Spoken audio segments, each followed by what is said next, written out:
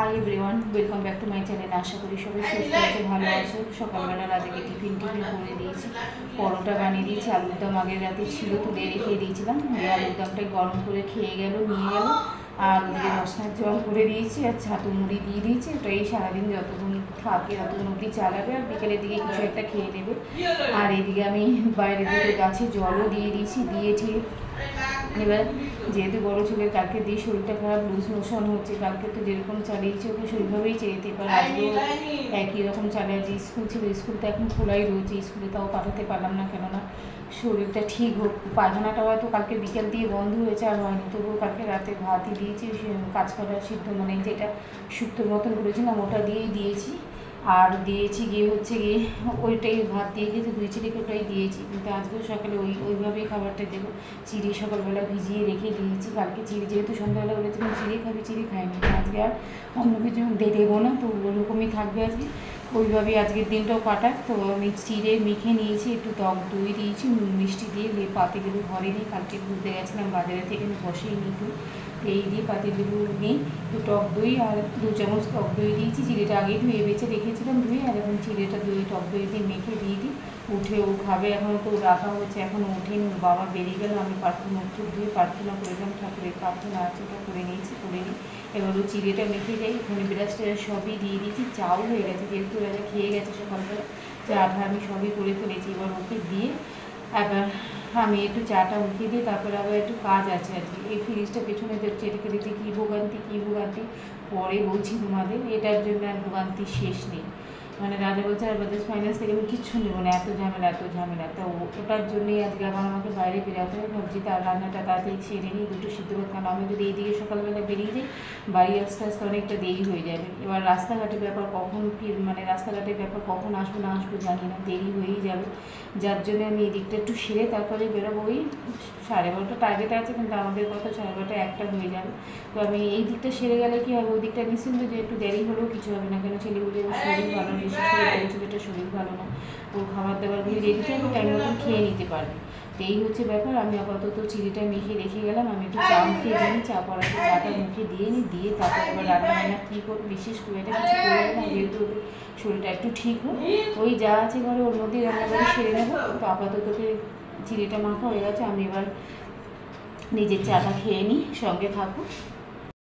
আর আমার ব্রেকফাস্টে খুব একটা রদবদল হয় না, এর জন্যেই আমার কাছে বাড়িতে বেড থাকলে আর মাখন থাকলে আমি ওটা দিয়েই প্রেফার করি, অন্য কিছু আর নিই না। কারণ আমার সকালে ব্রেকফাস্ট যদি বলে তো এই বেড বাটার দিই সকালে ব্রেকফাস্ট। আর কোনো দিন যদি এই দুটোর কম্বিনেশন না থাকে, তখন এই একটা কাঁচা রুটি বা মাখন না থাকলে এইভাবে সকালে চাটা আমি খেয়ে নিই। কেন নর্মালি আমার সকালে রুটিন হচ্ছে এই দুটো পাউরুটি একটু মাখন মাখিয়ে নিই, এই দিয়ে আমি সকালবেলা একটা ব্রেকফাস্ট করে নিই। তারপরে বেলায় যা হয় দেখা যায়।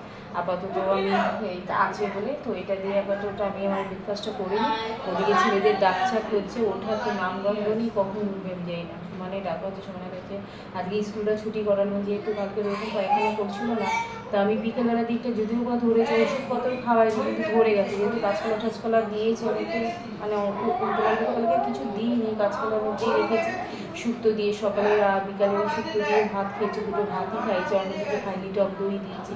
তো ওভাবেই রয়েছে, যেহেতু আমি আজকের দিনটা দেখিনি। এবার স্কুলে পাঠাবো, ওখানে যদি কিছু হয় হয়নি, বাবাই বলছে পায়খানা করেনি, তবু একটা রিস্ক থেকেই যায়। আজকের দিনটা দেখে কালকের দিয়ে আবার দেখি স্কুলে পাঠিয়ে দেবো। তো এই হচ্ছে কাজকর্ম। আর এই তো আমার রয়েছে।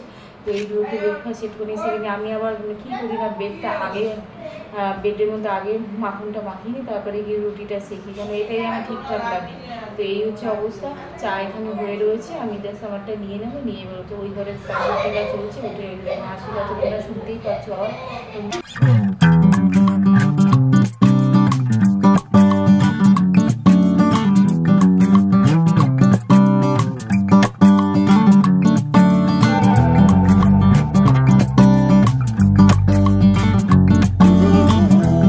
ব্রেকফাস্ট নিয়ে নিয়েছি, নিয়ে এবার আমি খেয়ে নিই, কাজকর্ম রয়েছে।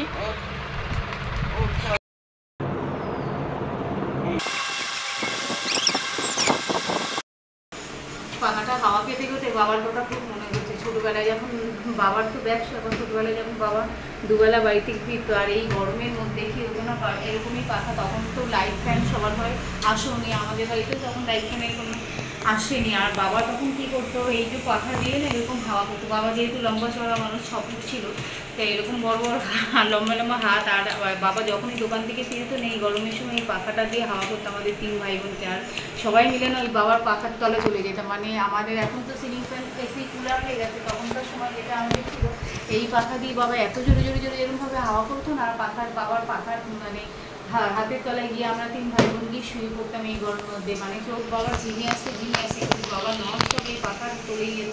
আর এই হাওয়া, তাই এখন নিজে হাওয়া খাচ্ছি, গ্যাস জ্বলছে, এদিকে নিজে হাওয়া করছে, তাই এবার বাবার কথা খুব মনে পড়ছে যে বাবা এরকম করেই হাওয়া দিত আমাদেরকে। তাই সেই খুব মনে করছে এই পাখাটা আর বাবার কথা। তো এখন রেডি হয়ে বেরিয়ে গেছি, ছেলেরা বাড়িতে রয়েছে, ওদের রান্নাবাড়ি করে দিয়ে গেছে, যেহেতু আজকে সকালে স্কুলে পাঠায়নি, তো ওদের রান্নাটা করে দিয়ে গেছে। ছেলেরা বাড়িতে খেয়ে দিয়ে শুয়ে পড়বে কেন। আর আমি এদিকে কাজটা মিটিয়ে আসছি, যেরকম বলেছিলাম ফ্রিজে একটা ইস্যু হচ্ছে, ওরা অনলাইন পেমেন্টটা নেয়নি, আমাকে ক্যাশ কাউন্টারে গিয়ে দিতে হবে। যেখান থেকে বাইক করেছিলাম ওখানে গিয়ে 30 টাকা, ওখানে গিয়ে টাকাটা পেমেন্ট করবে। এবার যাই এটিএম থেকে টাকা তুলে তারপরে আমার শোরুমে যেতে হবে, যেহেতু কথা বলেছি, জিনিসপত্র সবই নিয়ে নিয়েছি, ডকুমেন্টসগুলি নিয়ে নিয়েছি, ওখানে গিয়ে জমা দেবো। ছেলেদের রান্নাবাড়ি করে গেছে। রান্নাবাড়ি বলতে আজকে লাউ শাকের ডাল করেছি, আর ভাজাভুজি করেছি, কুমড়ো ভাজা, আলু ভাজা, আর পেঁপে আলুর তরকারি করেছি। চলো এবার আমি বেরিয়ে তারপরে দেখি কত দূর 5টা হয়। বেরিয়ে গেছি, এখান থেকে এখন হরিদেবপুর অব্দি হাঁটবো হেঁটে। ওখানে এটিএম আছে, ওখান থেকে ক্যাশ উইথড্রল করে তারপরে অটো ধরবো। গরমে করে রাস্তায় একটা লোকও নেই, যে খুব দরকার ছাড়া তো রাস্তায় যে এতখানি হেঁটে আমি আসছি, একটা লোক নেই। এমনকি মুদিখানার দোকানগুলিও রাস্তায় সব বন্ধ হয়ে গেছে। খুব দরকার ছাড়া তো মনে হয় কেউ বাইরে বেরোয়নি ঠাটা পোড়া রোদের মধ্যে।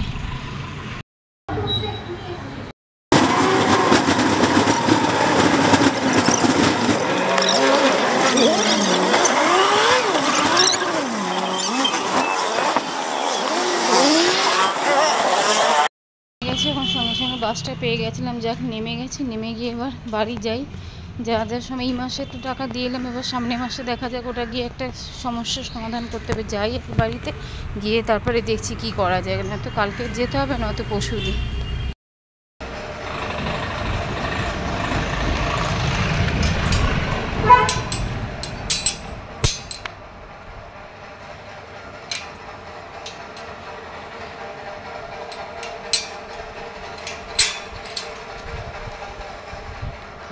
এই বাড়ি চলে এসেছি। ছেলেগুলি মনে হয় খাওয়া দাওয়া হয়ে গেছে, বলে তো গেছিলাম খেয়ে দিয়ে নিস, খাওয়া দাওয়া মনে হয় হয়ে গেছে।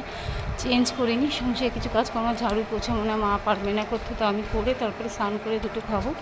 আপাতত গিয়ে চেঞ্জ করি।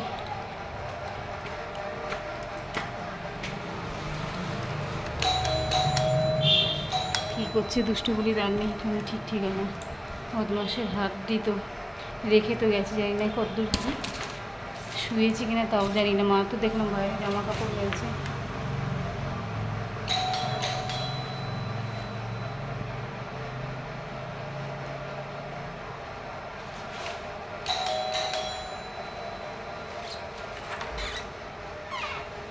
হ্যাঁ ঘুমাচ্ছিলিস? না না, আমি আজকে দিদুন, এখানে দিদুন নেই। হ্যাঁ আমি ভাবছি দিদুন। এই ঘর দুয়ার বাড়িতে এসে ঘর দুয়ার ঝাড়ুস দিয়ে ঝাড়ু পোছা করে ঠোরে, তারপরে ঠাকুরকে স্মরণ দিয়ে দিলাম। খেতে খেতে আজকে একটু বেলাই হয়ে গেল। আজকে রান্নাবাড়ি কী করেছে একটু দেখিয়ে দিয়েছিল। আজকে ভাজা হয়েছে, কুমড়ো পটল আলু ভেজেছিলাম, আর লাউ শাক দিয়ে ডাল করেছিলাম, আর এখানে পেঁপে আলুর তরকারি মসুর ডাল ভেজে করেছিলাম। এই আজকে রান্না। লেবু আর দই আছে ফ্রিজে, ওটা বার করে নেবো। এই আজকে রান্নাবাড়ি। তো আপাতত খেয়ে নিই, তারপরে আবার